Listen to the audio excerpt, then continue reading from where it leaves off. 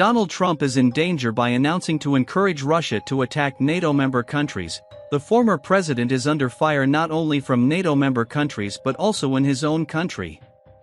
Congress needs to take new steps to protect NATO after Donald Trump said he would encourage Russia to attack member countries that don't meet their financial commitments, several Democratic senators said Monday. The former president's comments raised fresh concerns among NATO supporters that Trump could still dramatically undermine the pact without withdrawing if he returns to the White House next year.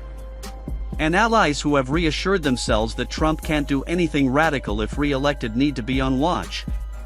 Everyone should be scared as hell, said Senator Chris Van Hollen.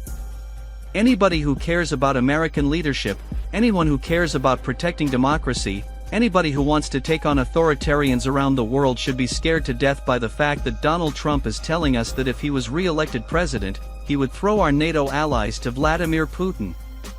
Senator Richard Blumenthal, who has pushed for legislation to guard against Trump deploying U.S. troops on American soil in a possible second term, said it was time to start looking at ways, through legislation, to protect NATO from a future Trump presidency.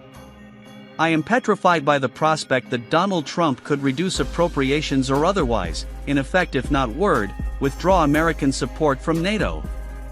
I think these comments are disastrous, Blumenthal said in a brief interview.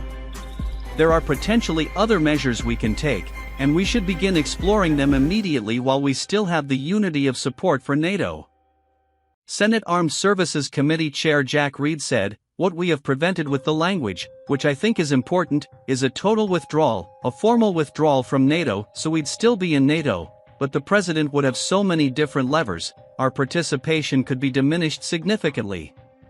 Trump, for example, could refuse to appoint a U.S. ambassador to NATO headquarters in Brussels, or order U.S. military commanders to dial back exercises with their NATO counterparts. He could even refuse to come to a country's aid if it's attacked. Those moves fall short of pulling Washington out of the alliance, but they would certainly show that the administration was walking away from key commitments in Europe.